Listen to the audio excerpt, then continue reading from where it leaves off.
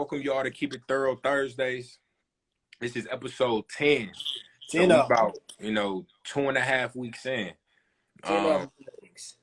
We've dropped some jewels, whole lot of good content on various topics, ownership, self-development, planning, building momentum, credit tips, budgeting. You know what I mean? Like some really good tips and really good info that, we've experienced personally. So again, welcome to Keep It Thorough Thursdays. It's your boy E10. What's good with it, people? Cedric Lavelle, live, direct. And y'all gonna have to deal with my fan spinning because it's hot as hell in here. So y'all gonna have to. I got a lot of computer stuff going on in here, so it's kind of hot. But and don't forget about the link in the bio that are kits. So there's a crypto kit in there that kind of outlines a lot of stuff that we're gonna talk about today. So with that being said, we're gonna go get into it and Said gonna tell y'all what crypto is. Said it. Said it.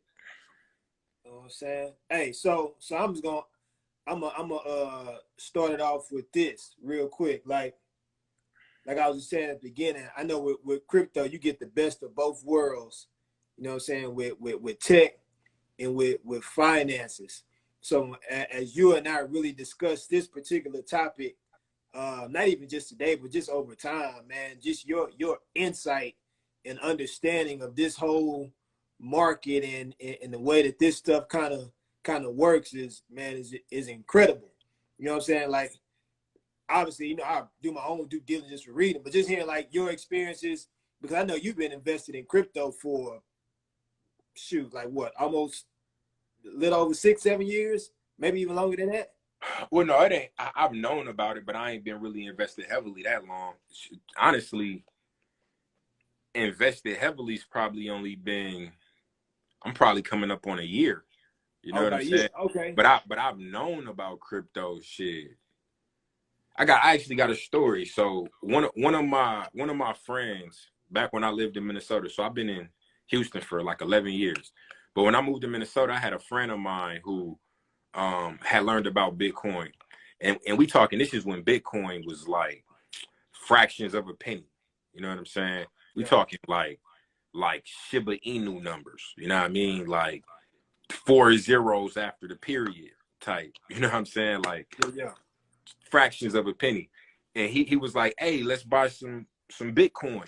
You know what I'm saying? And I don't even know how old I was. I probably was in my early 20s. And I'm like, all right, cool. Let's do it. Never did it.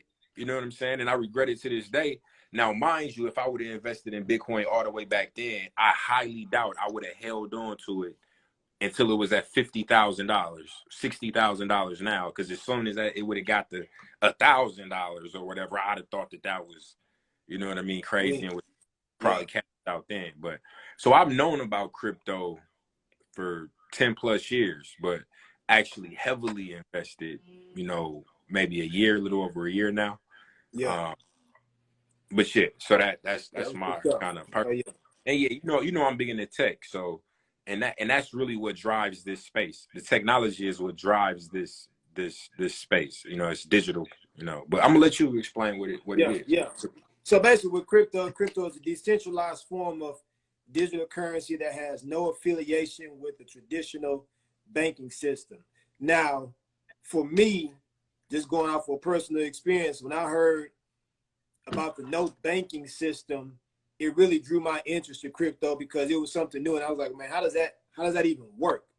You know what I'm saying? Like how can there be a vehicle that you can invest in and get significant gains from it without an association to an actual banking system, right? And just the non-traditional way that you can pretty much come up with cryptocurrency. And I want to say I think it was like 2008 when Bitcoin first came on the scene, and just to see the transition over the years with the different coins that have come about, and then just the popularity, not only in Bitcoin, but all the other coins that are associated with cryptocurrency. it's just amazing to me how it's taken so many strides over the course of the past few years without having the traditional banking system backing it. You know what I'm saying? And so, you know, with that understanding, uh, with crypto, I guess I can say I've been more enlightened and more privy to certain things just through, you know, studying and reading and research and understanding how it all works. But I know, like I said in the beginning, just the understanding that you have uh, as it relates to the nuts and bolts of it is one of the things I'm really excited about allowing everybody else to hear as it relates to what your experiences are. So we Well, can go yeah, ahead. well, no, as you stated, so it's a decentralized form of currency. So, like, what does that mean, right? Like, what does decentralized means? In the simplest terms, it's not a fiat currency. So it's not a government issued currency like the US dollar, right? Like the US dollar is printed and managed by like the US government. Or if you go to Europe, the euro is, managed and issued by the government, and it's not backed by like a commodity like gold or something. Like the dollar and stuff used to be backed by gold, but like it's not even that changed. It's not backed by gold. But anyway, in the simplest terms, cryptocurrency is not governed by the government. It's not created and issued by them. So that's what decentralized means. Like there's nobody controlling it. It's free in nature, and like the people own it. So to go off to build off of your definition of what crypto is, so the next thing we're gonna talk about is like the fast track and like really understanding crypto. So like, okay, cryptocurrency is digital money. That right there throws some people off. Like it's fake money. They think it's fake. Like, what is it? Like, I don't understand it. If it's not backed by a bank, if the government um Associated or isn't affiliated associated with. with it, like how does it, have value and all that stuff. So we're gonna kind of talk about just a bunch of different things within the crypto space. So and I'm gonna actually let you touch on the first couple. So So like, I know there's what is an altcoin? So there's an what I mean, you could touch. altcoin. I know there's the meme coin, stable coin. Altcoin, interestingly enough, obviously when crypto was first introduced, Bitcoin was obviously the one that was the most Yeah, the popular, grandfather, the godfather of grandfather crypto. of them all. But altcoin is just simply the other alternatives as far as coins. You know, your Ethereum, your Dogecoin, your what's the S one? There's another one that's Shiba Inu, Shiba Inu. XRP, whatever. Any coin that's not Bitcoin is an altcoin. Is an altcoin. So, like I was telling you earlier, it was funny to me because most people when you hear crypto, they only want to, in some cases, they only think about is Bitcoin. You know what I'm Yeah. saying? It's like, oh, crypto, that's Bitcoin. Crypto is Bitcoin. But no, it's other coins that are available that you can invest in aside from Bitcoin, right? So that's an altcoin. And then with the meme coin, I know meme coins, if I'm not mistaken, really just not to say just recently got popular, but I know Elon Musk is primarily one of the more popular people who Well, promoted was that Dogecoin. Dogecoin was probably the first like real successful meme coin, and then you had like Shiba Inu, which was created as a competitor to like Dogecoin, and really simply put, meme coins are, so when it comes to cryptos, most cryptos serve a utility. They have a purpose. There's a market that they're serving. So like when Bitcoin was first created, it was really created as an alternative to like fiat currencies, just a decentralized currency. That was really the point of its existence, to try to help combat against inflation and all that, because it's not tied to an economy or a fiat currency. But then like Ethereum, the co-creator or co-founder of Ethereum worked on Bitcoin and found areas that they can like improve on it. So he created Ethereum, and Ethereum has a utility, like it provides a blockchain, which we'll talk about in a second, that other cryptos are built on top of. a network. So there's actually a lot of coins that are actually built on top of Ethereum.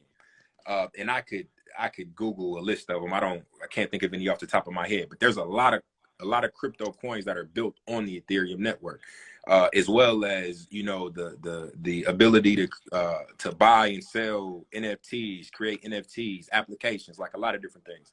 What a lot of people don't realize is crypto isn't just about money. It's more to it than that. It's also about utility and providing. They're decentralizing a lot of things like the internet, cloud storage, the way you communicate and send information and data, the internet, like the new internet, Web 3, Web 3.0, which is what the metaverse is all built on the blockchain. So it's much more than just money, which a lot of people don't realize that. And then stablecoin, which talked about, is basically it's meant to be stable. There's a lot of I can't even say the word volatility. I can't say the word right now, and I say the word all the damn time, but you said it. Volatility. Volatility in the crypto space, and the point of stable coins is to give you some stability. So an example of a stable coin is Tether, and those are actually tied to like the dollar. So if you go look up Tether, the crypto, it typically is around $1. It stays at that price point. It's meant to be stable. So if you want to like invest in a crypto space but be a little bit safer, you know, you can do that, which you can stake your crypto and stable coins and make money that way. You're really not going to see any growth because it stays around that dollar. So however much you put in is how much it's going to be worth. But there's other ways you can kind of make money with interest, and the interest you get in crypto is a lot higher than what you get in like a savings account. Like, you know, you see numbers like 10, 20 APY and different things like that. But there's a lot of DAI. I've seen that one. I think I've seen that, but there's quite a few stable coins. And again, the point of those is just to be stable, to, you know, not have the volatility that, you know, the other cryptos have. So now we get into the nitty gritty, right? We talked about what an altcoin is, what a meme coin is, what a stable coin is, which those are like buzzwords thrown around all the time and people don't know what they are. So now y'all know what they are. Now, when you're talking about crypto, I think it's very, very important to talk about the different types of exchanges. And now all an exchange is very similar to the stock market. With the stock market, you can buy and trade stocks at stock exchanges. Whereas with crypto exchange, it's very similar. You can buy and trade crypto. Now, when I say different types, one of the most popular and what most people use when they first get in crypto is Robinhood, right? Now, I'm going to just keep it a buck with you. I hate Robinhood, and I don't recommend using Robinhood for crypto. And this is why. You don't actually own your crypto when you buy it through Robinhood. Whenever you buy crypto on a legit, and I'm not going to say they're not legit because they are legit, but on a real exchange, they give you your wallet. You have access to your wallet, and you can send your crypto to other wallets on different exchanges. Whereas with Robinhood, they don't let you export your crypto. The only thing you can do is sell it and then deposit the money, right? So let me say that one more time. So on different exchanges, you can actually send your crypto to different wallets, right? So you can send to so like if you use Coinbase and you want to send, you know, some of your crypto to crypto.com, you can actually transfer that crypto. Now, depending on the cryptocurrency, sometimes, hey, what's up? How's it going? There might be a fee, which they call gas fees, you know, when you're moving it across the network, which is how some of the miners and stuff make their money. But you can move it. Whereas with Robinhood, you can't do that. The only way you can buy crypto on there, but then the only thing you can do with it is to sell it to then get your money. That's all you can do. So that's why I don't recommend Robinhood, because it's not like a legit crypto exchange like how other exchanges are. Somebody had asked if Coinbase is good. Coinbase is actually the one that I recommend the most, And so there's Coinbase and then there's Coinbase Pro. The difference between the two is Coinbase is kind of meant for your beginner. The interface is real user friendly. It's kind of easy to find things. You know, it's kind of pretty looking. Whereas Coinbase Pro is kind of for the professional. It's not as much information. It expects you to know a little more. It's kind of straight to the point. But Coinbase Pro offers lower fees when you're buying crypto. If someone is new to investing, how much should someone start out with? I would say start out with whatever you're comfortable with. Whatever you're comfortable with. My rule is this. I am a big advocate for the stock market, right? So I still invest most of my money in the stock market. There's not the same level of volatility, and I've had a lot of gains, but crypto is growing and is definitely a good investment. So say for instance, say you had, I don't know, $1,000 that you wanted to invest. First thing I would tell you to do, I would say invest 70% of that into the stock market and take 30% and put it in crypto. And we ain't talking about stocks necessarily in this, but index funds. But anyway, so it's up to you. You can invest whatever amount you're comfortable with. Whatever amount that you're not afraid to lose. Yeah, exactly. So go into it with whatever amount you're not afraid to lose. But if you did lose it, it will hurt you a little bit, because make it worth it. Don't just invest pennies, because you want to make some money with your investment. But cool. So yeah, Coinbase is a good one. Crypto.com is a good one. There's Uphold. And another thing to know about exchanges is not all exchanges have every coin. Okay. So make sure whatever exchange you sign up for actually has the coin that you want to purchase and invest in. Okay. Hey bro, keep asking questions. Any questions you got, drop it in the chat, and I'm gonna try to answer. All right, so now use case scenarios. Like a lot of people ask this, like, what the hell can I do with my crypto? Like what can I do with it? You know what I mean? Right. So right now we're in the very beginning stages of crypto. Like, yeah, you hear a lot of people talk about it, but like how many people are actually actively involved and invested in it?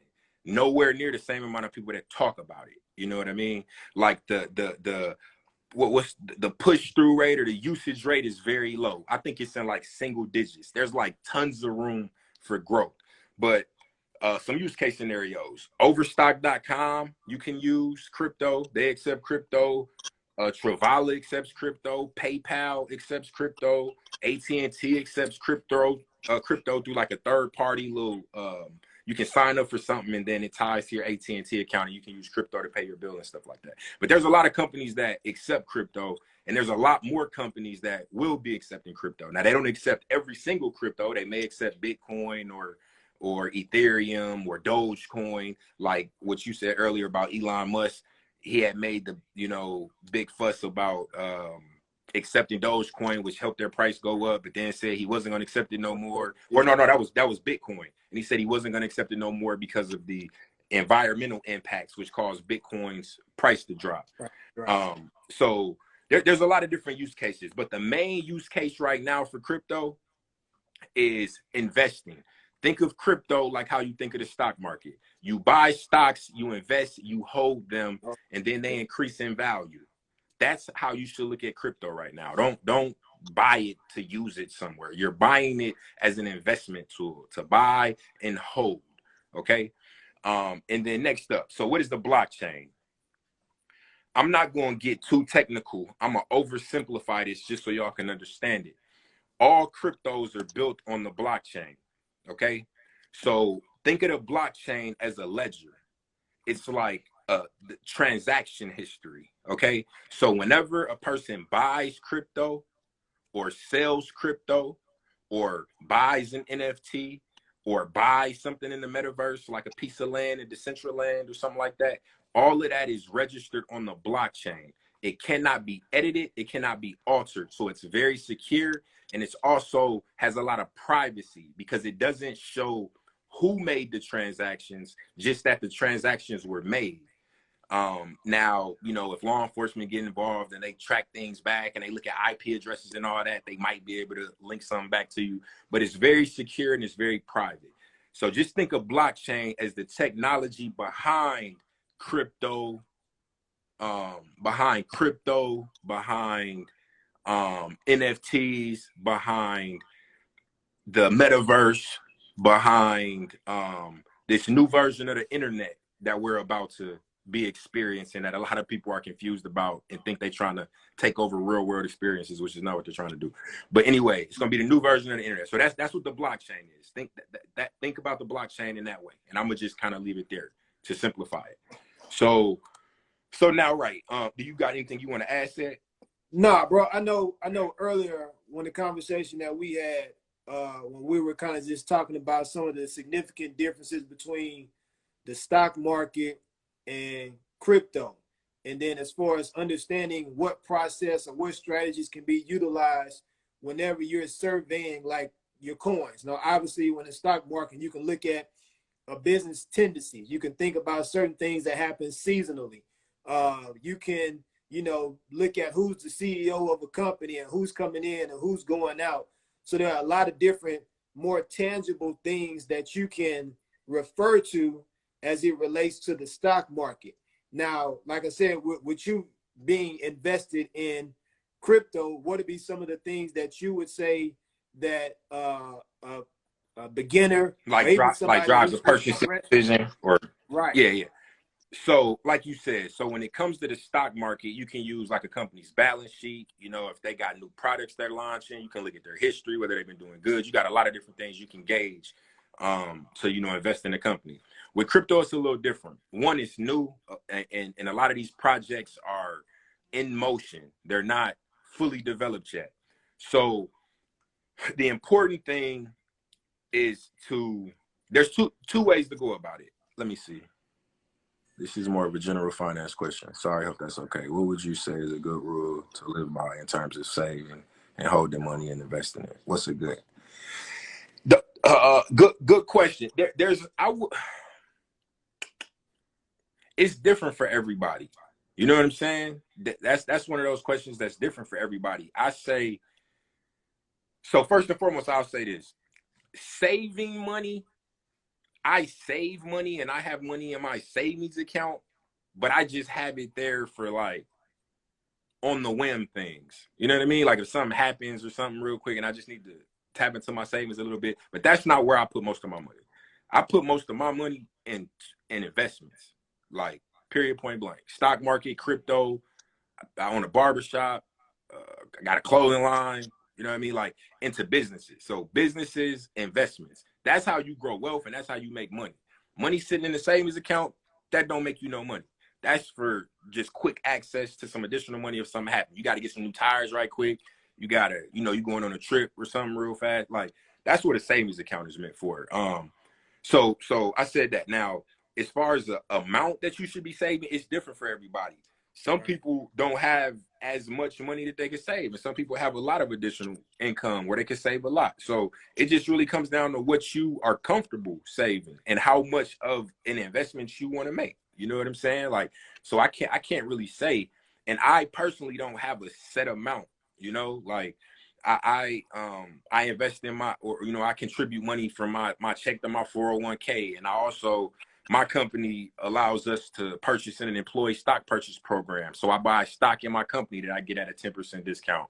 And then I take any of my extra money. I take all of my extra money and I invest it. You know what I mean? Like, I put a little money in my savings and all the rest of my money, I just invested. So whatever extra money you got, I would say invest. So And then a lot of times people go off percentages as well too. So if you're just basing it off your budget and you know that you get X amount coming in every month, and once you budget and you see all your expenses are taken care of, and if there's anything extra, you can also go off a percentage. Sometimes people may use 10%. Sometimes it may be 25%. A lot of people go annually and they'll take an annual budget and take about 25% of that and then put that into the stock market too. So it's really just the strategy that you implement within your saving, but also understanding that what goes into that can be a certain percentage that you want to invest as well too. So it's really just about being intentional at the same Yeah. time. You know what I'm saying? Just And understand. a lot of people look at investments as if they're buying something, right? Like if you take like $1,000, $1,200, $500, whatever, a lot of people like look at it like they're losing this money, and like that's the wrong way to look at it. Like it's still your money, and it's the goal is to make you more money. So like, but people think about it like, oh damn, like I could use this $1,200. Like I don't want to, like they look at it like they spending it. Like, and Right. that's just the wrong way to look at it. Don't look at it that way. But to answer your question, said so with crypto is all about projects and utility. So what is the purpose of this cryptocurrency? What is the market that it's serving? Now you can do this research. A lot of people don't do this research, but there's a lot of information out there. There's what they call white papers. Every single crypto that's invented has a white paper. And this white paper states what the crypto is and what the purpose of the crypto, what it's serving, right? Yeah. So you can do research and you can invest, basically in your belief of that project. So like there's projects out there that are, so like cloud, when you think about the cloud, like Google Drive, OneDrive for Microsoft, iCloud, which iCloud isn't a good example because that's just a backup for your phone. You can't use that freely. But like Google Drive, you can store whatever you want there. OneDrive, you can store whatever you want there. They're actually decentralizing those types of things where you can store things with the networks on the blockchain. So for store, you know what I mean? So there's a lot of different projects out there like Decentraland, right? Decentraland is another crypto that's part of the metaverse. If you believe in the metaverse and what's happening, which it's a real thing that's going to happen. We don't know if Decentraland is going to be the one, but the metaverse is happening. Then you invest in the belief of that project and what they're doing. So that's the way you kind of invest now. Now, again, most people don't do that. So what you can do is go to a website. It's called coinmarketcap.com. The top 10 cryptos. I'll read them off to you. Bitcoin, Ethereum, Tether, BNB, USD Coin, XRP, Cardano, Solana, Avalanche, Terra. Those are the top 10 cryptos. All of those cryptos in the top 10 have proven to be profit generators. They've made money over extended periods of times. They have very high market caps, and they're consistent. Now, really, if you narrow it down to like the top three, top two, Bitcoin and Ethereum, those two typically reign at the top as far as market cap is concerned. Most money flows through them, and Bitcoin still has a very strong hold on the market. So whenever Bitcoin prices drop, typically the altcoins drop too. When Bitcoin price goes up, typically the altcoin price goes up too. The thing with a lot of people is they don't invest in Bitcoin because one Bitcoin right now is $40,000, right? So like if you were to invest $100 in a Bitcoin, you're gonna have like a fraction of a coin. So like if Bitcoin goes up $10,000, like it's gonna be a little bit. You know what I mean? 10,000 or 40,000 isn't the same percentage as $100, like going from $5 to $20. You know what I mean? Like explain that more too. Like obviously when people look at Bitcoin and they see, God dang, it's $40,000 for a coin. Like you just said, you invest in a fraction of a Bitcoin, right? Just depending on the coin, it can cost that much. It's very similar to stocks if you invest in index funds. So say you take so for y'all who don't know what an index fund is a collection of stocks. Let me see. So let's say you invest $5,000. When is a good time to pull it out? How do you know? I'm actually about to get to that. So just give me 1 second. I'm gonna get to how you make money and when is a good time to pull out and all that. I'm gonna get to that in 1 second. So what did you ask me? Said okay. So index funds. Index funds are a collection of stocks, and then they typically mirror something like a S&P 500, or like it can be a index fund that is very very tech heavy, or it could be diversified. It could have financial stocks, pharmaceutical stock. You know what I mean? But anyway, it's a collection of stocks that you purchase. And depending on the price and how much you're investing, you're not going to own a whole stock or multiple stocks in any of them companies. You're going to have fractions of them. Right. So same thing with Bitcoin. If you buy it if you know what I mean, if you buy into Bitcoin and you only invest $100 or $200 or $1,000 or whatever, you're just getting a fraction of a Bitcoin. You still can make money off of it. It's just a fraction. So whatever it goes up, just got to play with the percentages. You know what I'm saying? So you still own a share of it. It's just different. Now, the thing about the top cryptos like Bitcoin, Ethereum, they're already, the price is really high, right? So if you invest in those cryptos, they're good for long term, but you're not going to see 10 times, 11 times, 100 times, 1,000x returns on those cryptos because they're already really high. For Bitcoin to times by 1,000 times, it would be ridiculous. You know what I mean? It would be crazy. It would be a crazy amount. It's just not feasible. Like the market cap would be too high. Like right now, the market cap I think is what, to $773 billion, if I'm not mistaken. Where, to give you an example, the GDP, which is the measurement of a country's economic output for the United States, is 20.94 trillion, right? So nothing is going to be worth more than the entire U.S. economy. You know what I mean? Right. Like, so some of these coins can't hit certain numbers because it would cause their market cap to be too high, you know? But yeah, so if you don't want to do the research and you just want to invest and be safe, invest in the top 10 cryptos. That is, and if you look at the top 10 and you see names that you're familiar with, like a Solana, Cardano, XRP is a really good one. I love XRP, super bullish on it. It's a good price to buy right now if you want to. But yeah, so that, I hope the answer, you know what I mean? Well, said we talked about it. So yeah. So cool. So end goals, capitalizing on crypto. Oh, go ahead. What's your question? I'm gonna wait for it to type her question. All right. So already said research the coins that you want to purchase, and if you don't, to look in into the top 10. And then I also talked about the different crypto exchanges. So the first thing you need to do if you want to get started is to sign up for a crypto exchange. So find the coins that you're interested in, and then find an exchange that has those coins and sign up. And then knowing when not to buy. Boom.